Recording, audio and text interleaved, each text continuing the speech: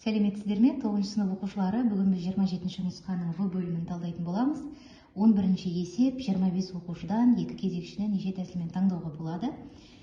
Сіздер егер менің барлық сабақтарымды қарап жүрген болсаңыздар, онда бұл есептерді уже жаттап алатындай уақыт болды, да? Так, барлығы 25 оқушы, содан 2 оқушыны таңдап аламыз. Яғни теруді қолданамыз. 25 факториал бөлімінде 2 факториал және 25-тен 2-ні азайтамыз, 23 факториал. Тең болады. 25 факториалды 23 факториал көбейту 24 көбейту 25 деп жазамыз. 2 факториал ол 1 көбейту 2, сосын 23 факториалды жазамын. 23 факториал мен 23 факториал қысқарады. 2 мен 24-ті қысқартамын 12. 25-ті 12-ге көбейтеміз. 0, 4, 5, 5, 2, 300. 300 тәсілмен таңдап алуға болады екен. 12-ші есеп, осы берілген 5 санның ішінен тең сандарды тауып аламыз. Бұл дегеніміз А және Д. Себебі Д санын 18-ді 9 көбейту 2 деп жазамыз. 9-дан түбірастан 3 шығады, 3 түбіраст 2. Олай болса, А және Д сандары тең. Келесі көбейтіндісі минус 7-ге тең болатын сандар Б және Е сандарын аламыз. Б көбейту Е тең болады. 3 түбірасты 2 қосу 5. 3 түбірасты 2 азайту 5. 3-тің квадраты 9, түбірасты 2-нің квадраты 2, 18. 18, 5-тің квадраты 25. 18-ден 25 алсақ, минус 7 шығады. Сонда Б және Е сандары екен. Келесі 3 және 4 сандарының арасында жататын кез келген иррационал санды жазуымыз керек. 3 және 4. Енді анықтап алу үшін квадраттаймын. 9 бен 16-ның арасында жататын сандар. Демек ол бізде А тең болады. Сонда қараңыздар, 9-дан үлкен, бірақ 16-дан кіші болатын, ол бізде 8, сосын 9-дан үлкен болатын 10, 11, 12, 13, 14. Демек, А квадратымыз. Ал Аның өзі сонда түбірасты 10 болуы мүмкін, түбірасты 11 болуы мүмкін, түбірасты 12, түбірасты 13, немесе түбірасты 14 сандарын аласыздар. 13-ші есеп, өрнектің мәнін жуық мәнмен есептейміз. Мына жерден жуықтап аламды. 239,9 дөңгелектесем, ол 240 көбейту. 30,132 30 деп аламын. 1,198 дөңгелектеп 2 деп аламын. Тең болады. 240 пен 30-ды қысқартамыз. 240-ты 2-ке бөлсем 120. 120-ны 30-ға көбейтемін. 0, 0, 0, 0, 6, 3, 3600. 3600-ден түбірасынан 60 шығады. Мінекей. Жуық мәнмен есептеңіз дейді, сондықтан бұл жердегі сандарды дөңгелектеп аласыздар. 14-ші есеп, берілген өрнектің мағынасы болмайтында x-тің барлық мәндерін табамыз. Ол үшін бөлімін 0-ге теңестіреміз. X квадрат минус 5x қосу 6 тең 0. X1 мен X2-ні қоссақ 5 шығу керек, көбейтсек бізде 6 шығу керек. Яғни көбейткенде 6 шығатын сандар, қосқанда 5 шығатын сан, ол 3 пен 2. Егер 3-ге тең болса, X және 2-ге тең болса, мұна берілген өрнектің мағынасы болмайды. Осы 14-ші есептің Б-сы ықшамдаңыз. Бұл жерде қысқаша көбейту формуласын қолданамыз. Біріншісі А минус 3-тің квадраты, 3Б-ның. Бөлімін 2 жақшаға жіктеймін. А минус Б, А қосу Б, көбейту. А минус Б, А минус 3Б. Тең болады. Қысқаратындарды қысқартамыз. Сонда қалады. А азайту 3Б, бөлімінде А қосу Б. 15-ші есеп, бізге тізбектің алғашқы 4 мүшесі берілген, тізбектің келесі мүшесін табуымыз керек. 3-тен 1, 5-тен 2, 7-тен 3, 9-дан 4, бұл жерде заңдылықты анықтап аламыз. Бөлімін байқап отырсаңыздар 2-ге артып отыр. Мысалы, бірінші мүшесіне 2 қосамын, екінші мүшесіне 2 қосамын, тағы сол сияқты. 2n қосу 1. Так, алымы 1, 2, 3, 4, яғни n деп аламын. Енді тексеріп көрейік. Бірінші мүшесі n-ға 1 қоямын, 2-ні 1-ге көбейтем, оған 1 қосам, 3-тен 1. 2, 2 екім 4, оған 1 қосамын, 5. 4, 4 екім 8, оған 1 қосамын, 9. Олай болса, келесі мүшесі 5, 11, 11-ден 5. Енді 19-шы мүшесін табайық. А 19 тең болады. n-нің орнына 19 қоямын, 2-ні 19-ға көбейтемін, және оған 1 қосам. 19, 38, 39, 39-дан 19. 16-шы есеп, әлі жердің түрлі түсті қалам салынған қорабы бар.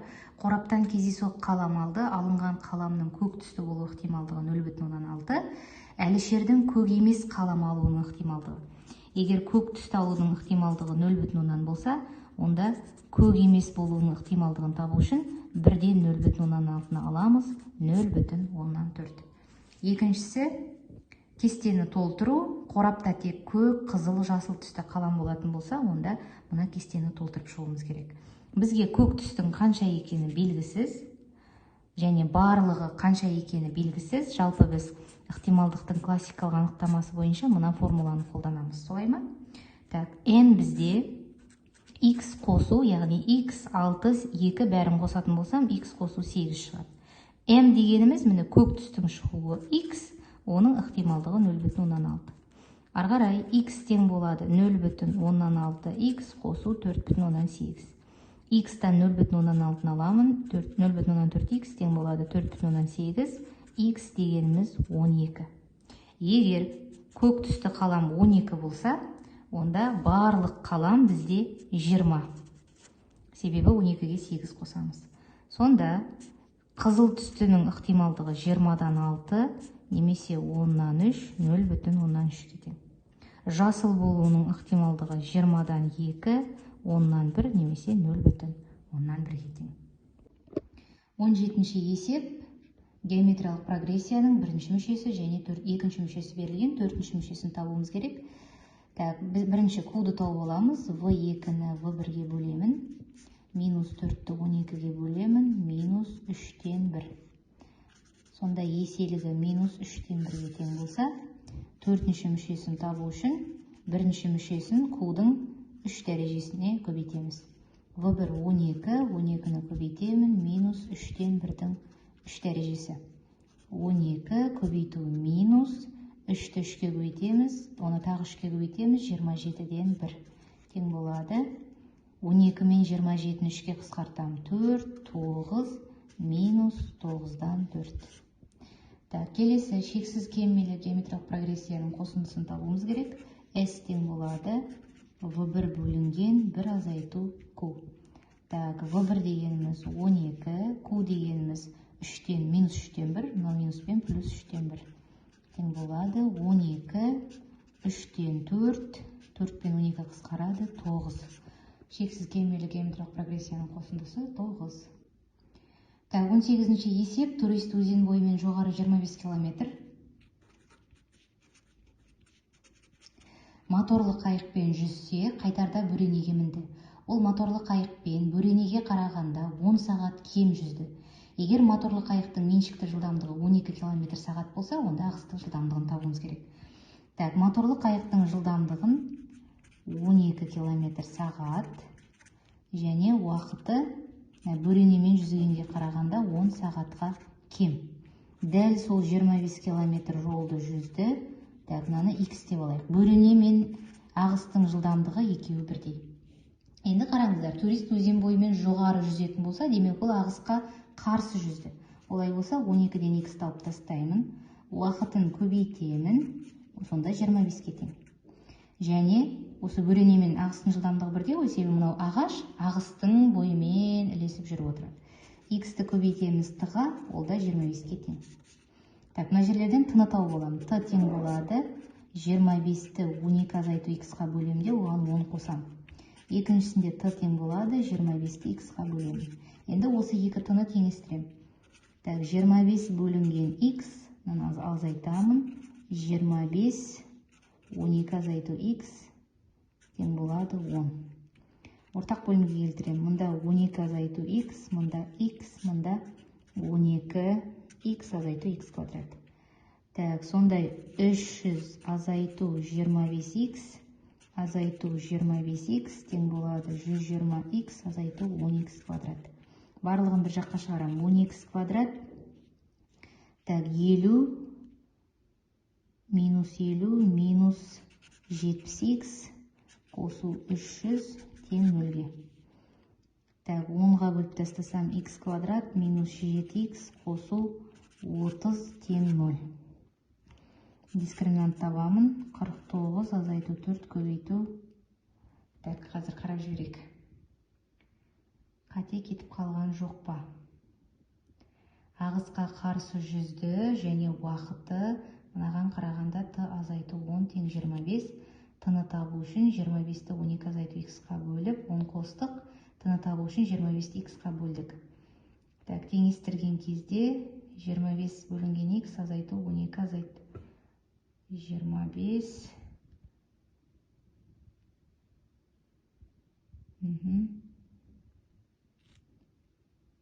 Так, 12 азайту x, мұнда x-тан береміз, мұнда 12 x. Так, мына жерден таңбадан қате кетіп тұрмыз да. Мына жер минус 50, мына жаққа шығады минус 120, минус 170 болу керек. Сонда 10-ға бөлсек 17 болады. Сонда 17-нің квадратын аламыз. Ол бізде 289 азайту 4 көбейту 30. Так, сонда 120, 169 шығады. Дискриминант 169 болса, x1 мен x2-ні табамыз. 17 азайту 10, так, 13 болады. 17-тен 10 шалам 4, 2 шығады. x2 тең болады. 17-ге 13-ті қосып 2-ге бөлеміз. 30, 15. Так, ағыстың жылдамдығы 15 бола алмайды. Себебі моторлы қайықтың жылдамдығының өзі 12 болып тұр. Сонда ағыстың жылдамдығы 2 километр сағат.